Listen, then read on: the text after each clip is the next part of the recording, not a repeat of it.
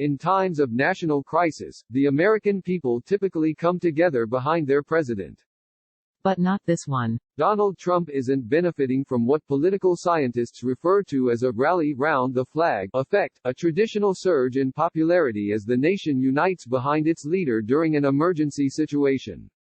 Even as the country confronts the greatest disruption to daily life since World War II, a series of new polls released this week show Trump's approval ratings plateauing in the mid-40s, roughly where his approval rating stood a month ago, before the coronavirus shuttered much of the nation's economic and social activity. In other words, public views of Trump's leadership in the coronavirus crisis are now breaking down along familiar lines of polarization. Americans view his performance during the pandemic about the same way they view his performance generally. Throughout the first 3 years of his presidency, Trump's approval rating has traded in a narrow band.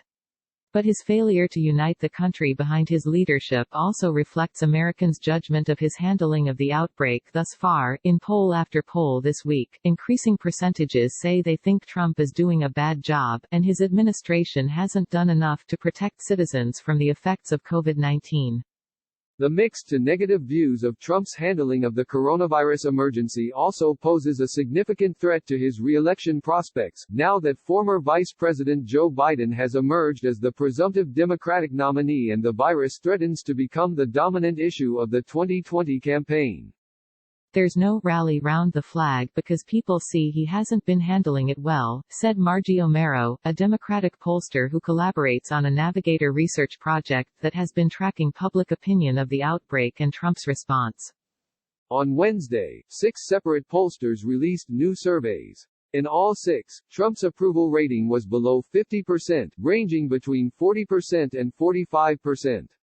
And each suggested Americans had at best a mixed opinion of his response to the virus, and those with trend lines from weeks earlier in the crisis showed an uptick in the percentage of those critical of Trump's response. Trump's low approval ratings early in a crisis defy historical precedent. Presidents, dating back to the start of the modern polling era after World War II, typically see their approval ratings rise significantly when the country faces emergencies, though they more typically occur around international conflicts, mostly involving the military. According to Gallup's archives, John F. Kennedy's approval rating stood at 61% at the start of the Cuban Missile Crisis in the fall of 1962, but it had surged to 74% a month later. In October 1979, Jimmy Carter had a 31% approval rating.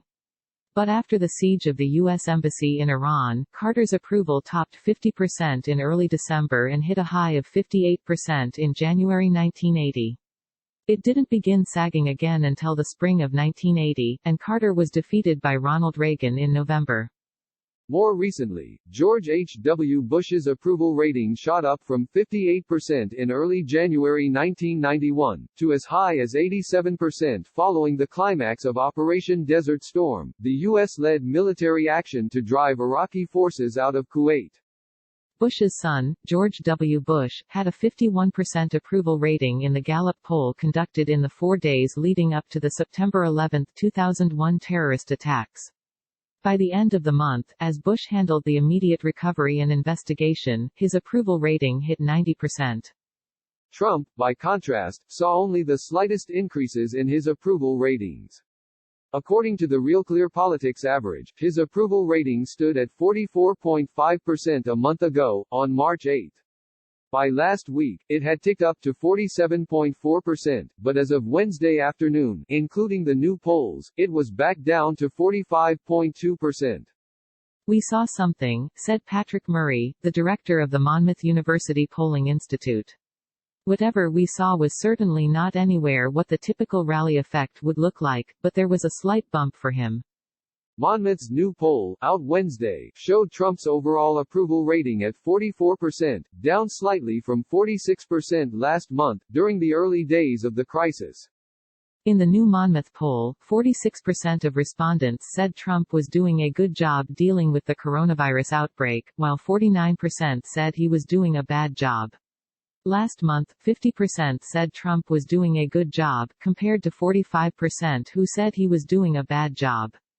That slightly increasing dissatisfaction with the federal response to the crisis was echoed in other polls. A new CNN, SSRS poll out Wednesday showed 45% of Americans approve of the way Trump is handling the outbreak, while 52% disapprove. The previous poll was conducted in early March, days before any significant restrictions or physical and social distancing measures were recommended, and it showed a similar, 7-point spread between the percentages of Americans who disapproved and approved of Trump's performance on the issue. A Quinnipiac University poll released Wednesday also showed a narrow majority disapproved of how Trump is handling the situation, 51% disapprove, compared to 46% who approve. That poll actually showed up a slight uptick in Trump's overall job approval, to 45%, compared with the previous poll in early March, before any of the distancing measures were put in place by the federal government. Those numbers were echoed by a Politico, Morning Consult poll out early Wednesday, which showed Trump's approval rating at 44%, unchanged from 4 weeks ago at the start of the crisis, and other surveys released by Reuters, Ipsos and Navigator Research, the Democratic operation. Private political polling generally shows the same stability, and a lack of a bounce, for Trump. Scott Tranter, the co-founder of the Republican data firm Zero P-Timus, told Politico that Trump's job ratings have been relatively unchanged over the course of their polling. Some governors, Tranter said, have seen upticks in their approval ratings, while perceptions of Congress dipped during the negotiations over the last rescue package, which was passed and signed into law in late March after a week of back and forth between the parties on Capitol Hill. Republicans aren't sweating public opinion of Trump amid the COVID-19 pandemic, though the Trump campaign last week did tout results from battleground state surveys that it said showed Trump with far greater approval ratings for his handling of the situation than in public polls. Neil Newhouse, a partner at the GOP polling firm Public Opinion Strategies, said Trump's near-constant approval ratings have always demonstrated that he has a high floor and a very low ceiling. He doesn't have the room to grow that far. That's just his ceiling, Newhouse said. People came into this with preconceived notions about the president, and there's nothing he can do about that. While Trump's approval ratings have dipped slightly in recent days, Newhouse cautioned that a strong response to the crisis in the upcoming weeks could reverse that negative momentum, at least at the margins. I think it's still too soon to come to a verdict about how the president's handled this, he said. There's still a long way to go. O'Mara, the Democratic pollster and partner at GBAO Strategies, said Navigator's data, beneath the surface, is more ominous for Trump.